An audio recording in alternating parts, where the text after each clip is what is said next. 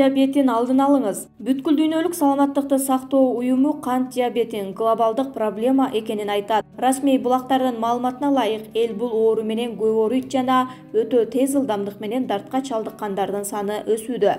Жугуштуу эмес эпидемия менен салыштырганда кант диабети 21-кылымдын цунамиси деп колдон келсе, коңгуроо кагуу керек деген медиктер эскертет. Эксперттер 2040-жылы жер жүзүндө бул дартка чалдыккандардын саны 642 миллионго чейин көбөйүп кетет дешет. Бул планетанын болжол менен 1 миллиард адамдын организминде зат алмашуусу начар дегенди билдирет. Дүйнөдө кант диабети менен ар бир 10 секундда 3 киши ооруйт. Кант диабети канда канттын деңгээли жогорулап кетүүсү менен мүнөздөлгөн өнөкөт оору. Глюкоза тамак аркылуу келүүчү углеводдордон турат жана организм үчүн негизги энергия булагы болуп саналат. Глюкоза кандан клеткага өтүүсү жана энергияга айлануусу үчүн инсулин гормону керек. Ал организмге кантты колдонууга жана кандагы глюкозанын деңгээлин нормада кармап турууга жардам берет. Кант диабетинин биринчи жана экинчи типтери менен айырмаланат. Кант диабетинин биринчи тибинде уйку бези дээрлик инсулин бөлүп чыгарбайт. Кант диабетинин экинчи тиби инсулиндин толук кандуу жетишсиздиги же өзүнүн инсулинине клетканын реакциясынын жетишсиздигинен болот. Ооругандардын 90% кант диабетинин экинчи тибине кирет. Инсулин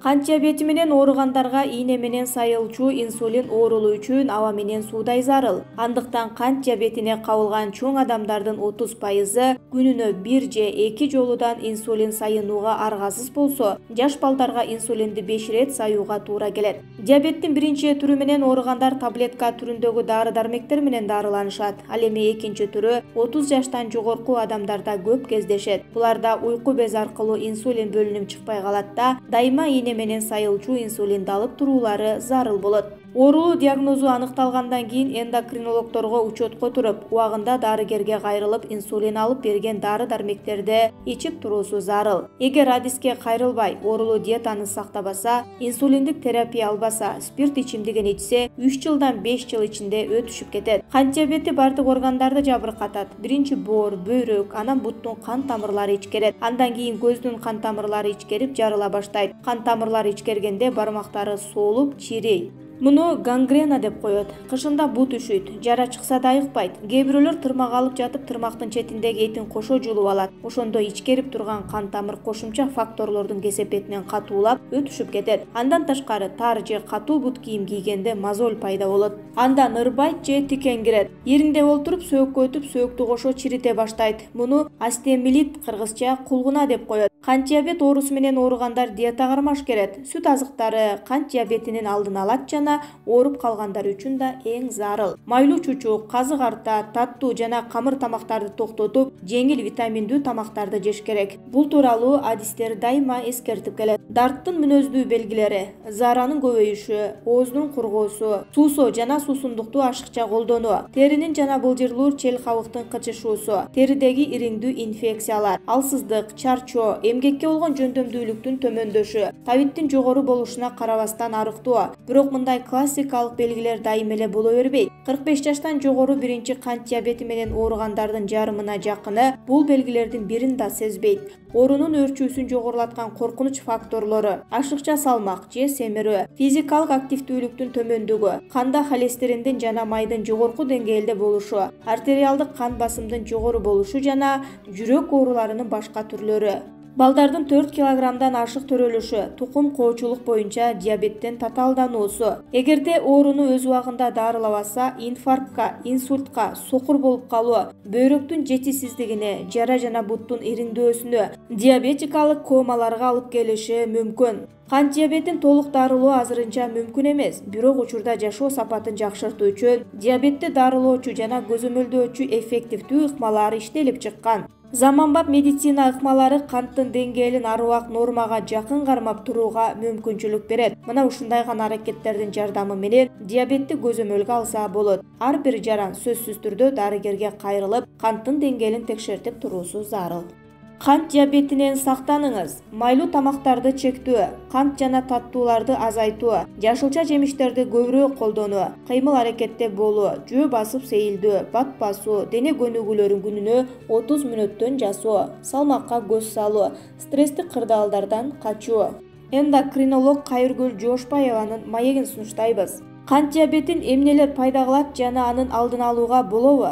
Бул дартка чалдыгуунун себептери аз кыймылдуу жашоо, 4-5 килограммдан ашык бала төрөө, канда холестеринден жогору болуусу, семирүү, ашыкча салмактуулук, рационалдуу эмес тамактануу, тукум куучулук, нервтик, психикалык кайгыруулар, стресс, инсульт, кан басымынын жогору болуусу сыяктуу гипертониялык оорунун жыйынтыгын атасак болот. Ушуга ылайык эрежелерди кынтыксыз аткаруу менен аталган илдеттен алдын алууга болот. Оору өтүшүп кеткен учурда кайсы органдарды иштен чыгарат? Оорулуу диагнозу аныкталгандан кийин эндокринологдордун көзөмөлүндө болуу үчүн дарыгердин каттоосуна туруп, ал сунуштаган дарылануу ыкмаларын кынтыксыз аткарып, маал-маалы менен канындагы канттын деңгээлин текшертип туруусу абзел. Кант диабетинин алгачкы белгилери байкаар замат эндокринологиялык диспансерге келип, диабет мектебинде аталган илдет тууралуу толук маалымат алып, андан соң оору менен күрөшүүсү керек.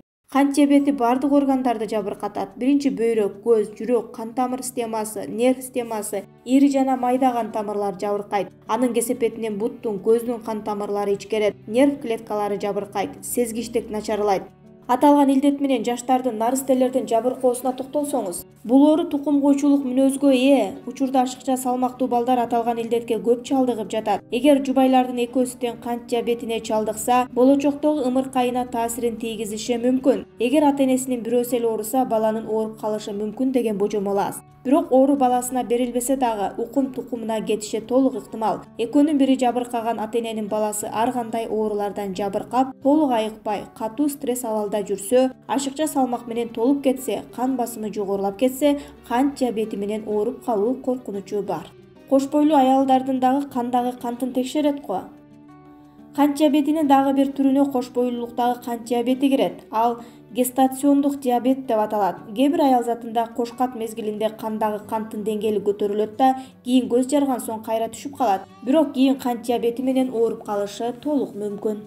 Кайсыл ооруга чалдыкпаңыз, ал дарт сөзсүз бир канча органдарыбызды жабыркатат. Ага ичкен дарыларыбыз да кошумча. Сиздин корооңузда өсүп турган бир эле чөп бир канча ооруңузга даба болуусу мүмкүн. Элдик дарыгер Ташбүк Каразакованын кант диабети жөнүндөгү макаласын сунуштайбыз. Диабетиктер бутун кыскан бут кийим кийүүсү туура эмес. Сөзсүз түрдө бут кийим кенен жана жалпак тамандуу болуусу керек. Бир жерин кесип алуудан сактануусу зарыл. Диабетиктердин кесилген жерин сакаюусу кыйынга турат. Эгер кесип алган болсо, чырмооктун жалбырагын же бака жалбыракты жанчып ошол жерге басуу керек. Эгер кыш мезгили болсо, ал ояны кесип былжыр жерине басыңыз. Ушул чөптөр кесилген жерди бат бүтүшүнө жардам берет. Алакан менен буттун таманын бат-бат укалап туруңуз. Себеби ички органдардын негизги точкалары таман менен алаканда болот. Алакан менен таманды укалаган сайын ички органдын иштөө функциясы жакшырат. Диетаны катуу кармашы керек. Майлуу, куурулган, камыр тамактануудан, таттуулардан жана жүзүм жегенден баш тарткан оң. Буларды жеген сайын кандын курамында канттын көлөмү көбөйө берет. Канттын деңгээлин түшүрүүчү дарыларды көп ичпестен, канттын деңгээлин көтөрбөй турган тамактарды көп жеш керек. Ачуу калтырбай, капа болгонго жол бербегиле. Нервти сактап, тынч жашоого аракет кылуу зарыл. Диабетиктер күнүнө аз-аздан 5-6 жолу тамактанып туруусу керек. Малина, кулпунай көп жегиле. Составында инсулин бар. Гречканы сууга бышырып, айран кошуп ичсе, боордун уйку бездин иштөөсүн алдыга жылдырып турат. Кандагы канттын өлчөмүн нормага келтирүү үчүн төмөнкү чөптөрдү колдонуңуз. Кант диабетине чалдыккан адамдын каны коюлуп, кан айлануу, тамак сиңирүү системи начарлайт. Мындай абалда бейтап бат-баттан суусай берет. Кайра-кайра суу иче бергендин ордуна канттын деңгээлин нормага алып келүүчү дары чөптөрдүн чайын ичсе, көп жактан пайда алып келет. Чалкандын же малинанын жалбырагын таза жууп, көлөкөгө кургатып, пахтадан жасалган материалга сактап, 2 аш кашык майдаланган жалбыракты 200 грамм сууга демдеп ичсе, саганы кетет. Төп бурчактын 3-4 даана алып жууп, үстүнө 100 грамм суу коюп, бетин жаап коесуз. Эртең менен фасолду жеп, суусун ичип алыңыз. 10 күн бир даана чийки жумуртканы жарып, ага бир даана лимондун ширесин аралаштырып ичүү керек. Bir жылда bir жолу 17 күн 4-5 пиязды туурап, 1 литр банкага салып, үстүнө кайнатылып муздатылган сууну куюп, аны тамакка чейин 20 мүнөт, мурун bir күндө 3 маал 70 граммдан ичет. 15-20 жаңгактын дан тосмолорун 200 грамм сууга акырын отто кайнатып, bir күндө 3 бөлүмккө бөлүп 10 күн ичиңиз.